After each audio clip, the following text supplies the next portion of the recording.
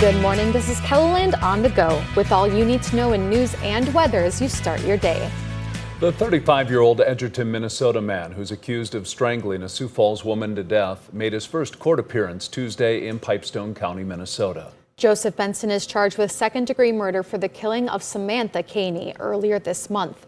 Her family was in the courtroom as the judge read the charges against him. They're pretty upset, understandably, and they pretty much want justice done. They don't want him to get away with it. Benson has a lengthy criminal record. He remains in jail on a $250,000 bond. His next court date has not been set. A former Watertown teacher and coach has been sentenced to 10 years behind bars for rape. 33-year-old Jordan Bakken was handed his sentence Tuesday afternoon after raping a 15-year-old student during an out-of-town tournament. I think that struck the right balance between deterrence, punishment, and ultimately rehabilitation. And so now this defendant will learn from this, hopefully, and come out a reformed person.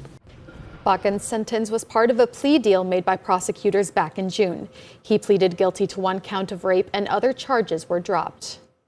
President-elect Donald Trump has picked South Dakota Governor Gov Nome to be the Secretary of the Department of Homeland Security. Nome posted on X, quote, "I am honored and humbled that President Donald J. Trump has selected me." With Nome going to Washington, current Lieutenant Governor Larry Roden is set to become South Dakota governor. Lawmaker Will Mortensen praised Roden when we caught up with the legislator in Pierre.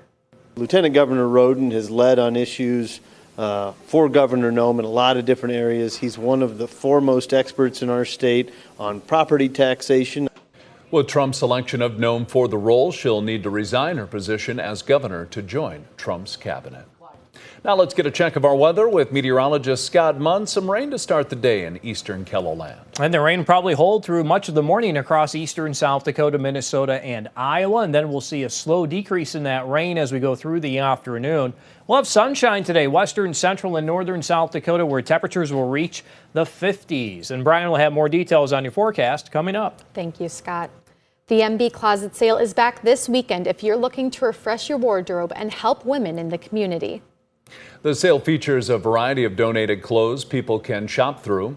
All the money raised goes toward the MB Women's programs. MB Women's Pillar provides workforce development and workforce leadership to women in the community. So the select programs that I work with are free to the women that we serve, and that helps provide one-on-one appointments for career coaching, for the clothing that you see in here, to provide them with an interview outfit. The closet sale is from 10 a.m. to 7 p.m. on Friday and from 9 to noon on Saturday. Then from 1 to 3 on Saturday, you can get a large bag with whatever you want and pay just $35. As the colder weather begins to settle into Rapid City, a yearly tradition continues. Residents are putting winter hats, gloves, and scarves onto those downtown statues for individuals in need of clothing to keep warm during the winter months. Especially as we get into these colder months, it's a great way for people to be able to help, but also it's an easy way for the community who needs these things to be able to access them. The official kickoff for the event is this Friday, and the event runs all the way until March. Feeding South Dakota is gearing up for its busiest stretch of the year. Volunteers spent Tuesday morning filling bags with cereal, fruit cups, and juice boxes for the backpack program, but will soon turn their attention to Thanksgiving.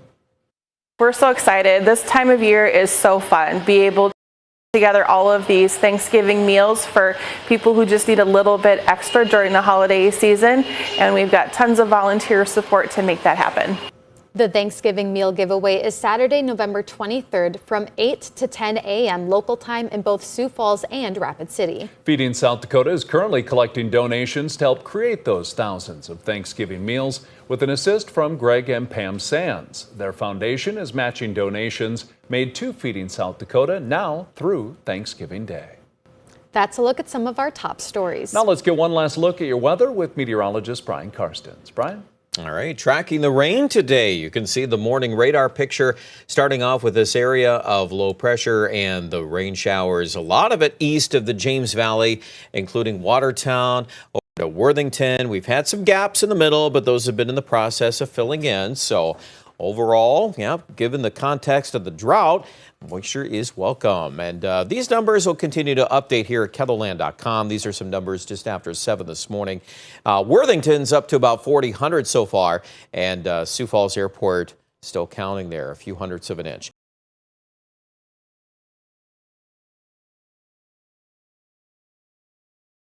And the showers, I think most of it will be this morning in Sioux Falls. The tendency after midday will be for more of the rain to be shifting into southwest Minnesota and northwest Iowa. And that's how we'll close out the afternoon. A lot of sunshine west of Mitchell at the end of the afternoon. And as a result, highs in the 50s with that northwest wind. Also a big part of the forecast. Tonight we'll lose some of the wind. We'll have partly cloudy skies. We'll kick off the morning in the upper 20s and low 30s. And then tomorrow, get ready for a nice warm up. Western South Dakota, Rapid City, back into the 60s tomorrow. I think at least a 62, might even outperform that a little bit. Winter could hit 60 tomorrow. Sioux Falls, I'm okay with upper 40s, low 50s. So not quite as warm, but a respectable day.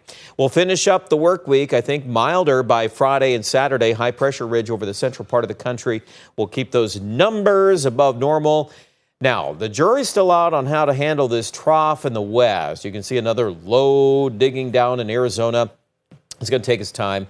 Early next week, it'll eventually kick out into the plains. Again, don't get too excited yet, but there are some grumblings about some possible hits of more interesting weather next week. I'll put it at that, but we've got a lot yet to figure out. So keep an eye on the blocking patterns to the north and how the low pressure center coming out of the southwest interacts with that. It still could be a miss, but if it does hit us, we could end up with some more measurable precipitation. And I'll be generic about that for now. High today, 48 in Sioux Falls, 51 degrees in Mitchell. Get set for a nice start to the weekend. That Saturday forecast at 60 in Sioux Falls. Normal high 46. So you do the math on that, that's not bad at all. We will slide, though, next week as we bring in some of those rain chances toward the end of day 6 and day 7. Aberdeen in the northeast, we should also see a warming trend to finish up the work week into the upper 50s. That chance of shower activity by Monday and Tuesday, and also for Pierre in central South Dakota. Rain chances there by late Monday into Tuesday. Overnight lows are generally in the 30s, so I think we'll hold our own there above normal, much of that forecast. And finally, Rapid City in the west, 62 tomorrow, 57 degrees on Friday, and we'll hold the 50s at least through early next week. Find out more details online at KELOLAND.com.